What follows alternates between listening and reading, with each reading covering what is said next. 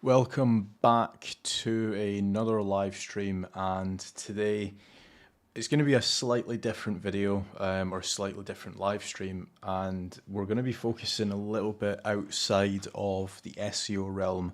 I know that there have been a lot of people that have been hit by the recent algorithm update, and mainly this video is to essentially just showcase other sources of traffic that you could potentially run to your website.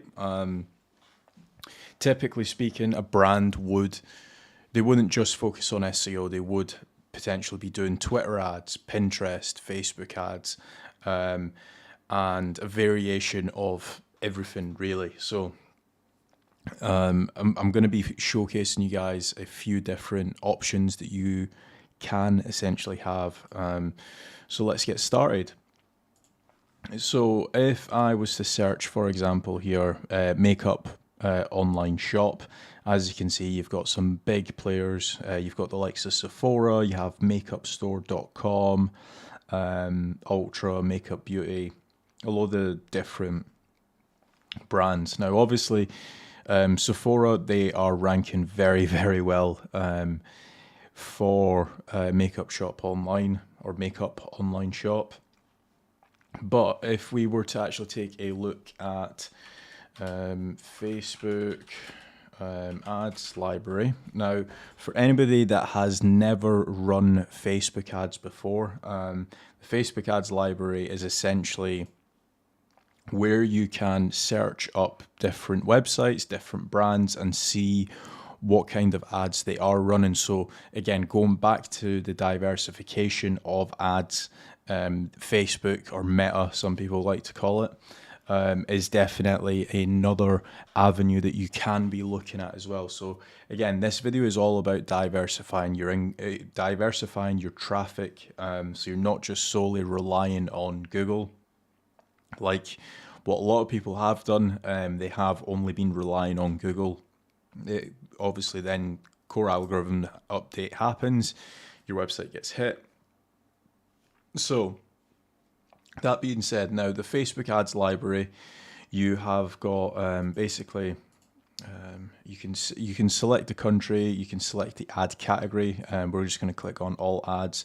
Then you can do whichever keyword or advertiser. Now on this tab here, I've actually pulled up the Sephora Facebook ads profile. Now this basically allows me to see which kind of ads Sephora are running. So if I had a makeup e-commerce website, I can very easily look at what Sephora is already doing and essentially try and replicate that for my actual ads. So if we actually take a look at this, so these are some essentially products that they sell on the Sephora website, and then the woman's essentially advertising them as the best products for her hair.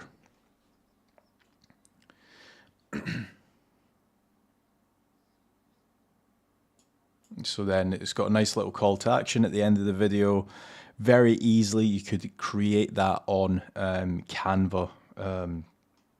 So that is always an option that you can take a look at. Now, one thing that I would like to mention about Facebook ads is you need to understand like the funnel and stuff like that as well. So for example, some of these ads might be like retargeting ads. Now, a retargeting ad is essentially when somebody has visited your website and they haven't purchased, or they've potentially been on a lunch break and they're like, actually, I'll potentially buy that shampoo later on. Then they come off their lunch break, go back to work. The next time they load up Facebook or Instagram, they might see a Sephora ad, and that is classed as a retargeting ad. So they're trying to push you back onto the website. So some of these ads will be retargeting ads. Like for example, let me see. Have they got any dynamic ads? They don't. I'll try and find some dynamic ads on ASOS because I know that they do it a lot. But they also, on the Sephora website, is they also have download the Sephora app for instant on-the-go access. So they also do try to push you onto the app as well. So for some of you guys that are watching, I know that there are a few people that are trying to build big e-commerce brands, maybe not even just relying on a website, but actually relying on a app as well is another avenue that you can potentially go down. And then once somebody's installed your app, they're essentially on your ecosystem, and you can send them push notifications. So you're completely would have eliminated Google by that point. So if we actually take a look here, let me see if I can try and find some ASOS ads. And they do some like dynamic ads. Now, for anybody that doesn't know what a dynamic ad is, basically, if I was to go and view an Adidas or a Nike running shoe, the next time I actually go back on to Facebook or Instagram, I would be presented by that exact same product. Might be some of these. Might not actually be running any at the minute. But you can set up what's called dynamic ads, and it essentially, when somebody views a postcard on your store, let's say you're selling Mother's Day postcards, the next time they go back on Facebook, they will be presented by that Mother's Day postcard, and it essentially triggers them to go back onto your website and purchase that product. So you've obviously got Facebook ads as another traffic source. So that's one thing that you can definitely look at. Another traffic source would obviously be PPC. So if I was to search, for example, New York lawyers, and then am I going to get presented by some, yeah, so some of these guys are running ads. You can obviously call them.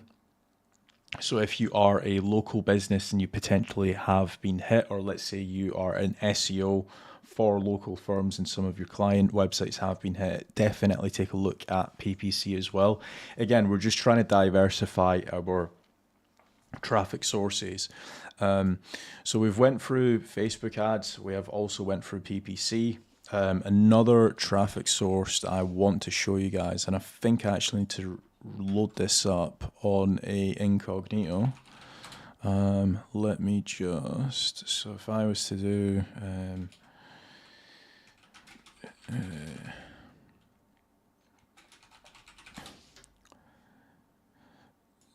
so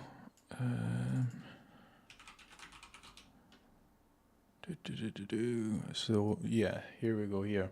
So this is another traffic source that you can obviously take a look at, and this is ads on YouTube. So I've just searched up SEO for Shopify, and as you can see here, the first ad is about Shopify.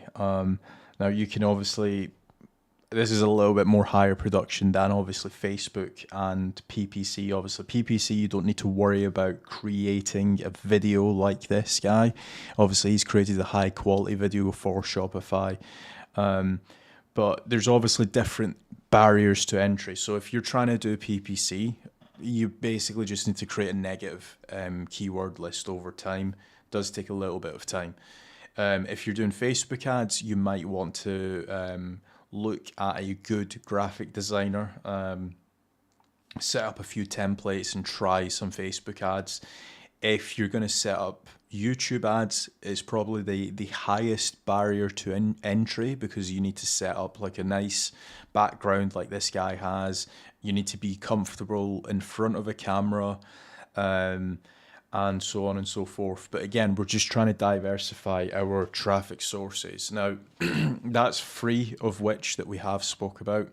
You obviously could do just regular YouTube videos like what I have been doing. You obviously, if you have a visual product, let's say you are a e-commerce store, and you're selling postcards, you can obviously try to start doing Pinterest traffic. If you are a, let's say, home renovation guy, and you are mainly focusing on kitchen renovations, you can obviously get client testimonial pictures and start using those as Pinterest boards as well. Because again, you need to understand that not everybody searches through Google. Some people are visual learners, so they might prefer YouTube. I know that a lot of females, when they are potentially getting married and stuff, they will set up a Pinterest board with loads of wedding dresses. So potentially, if you are in the wedding niche, try to look at diversifying your traffic sources from Pinterest as well, doing YouTube. If you are for example, a videographer, yes, having a brilliant SEO optimized website is good, but again, a lot of people would search for videographers through YouTube because again, they can look at your previous work, your previous client testimonials, and then they can hire you. So again, this has been a slightly different video. I've done this video because there has been a lot of people that have been hit. They are resenting Google at the minute, but again, we're focusing on building a brand. We are focusing on diversifying our traffic sources. So we're not just relying on Google. We are doing Facebook ads. We are doing potentially PPC. We also are doing Pinterest and also YouTube organic as well. Another thing that I've not even spoke about that much, but again, it's another traffic source to potentially look at, is TikTok. TikTok is massive at the minute. And again, the barrier to entry to TikTok, obviously you need to be comfortable in front of a camera. You need to essentially be able to be snappy, because a lot of people on TikTok, the attention span is very, very short. So if you can provide some valuable knowledge on TikTok very quickly, it can blow up and it can lead to a lot of visits through to your actual website, which again will help with your SEO side of stuff. So that has been my video on being omnipresent and building a brand. I hope you guys have enjoyed this video. Again, it was a slightly different video than usual, but again, I'm just trying to help the community. If you guys do have any questions, feel free to drop them in the comments down below. And as always, if you guys want a free 15-minute SEO strategy call with myself, make certain to check out casualdash.com. Thanks.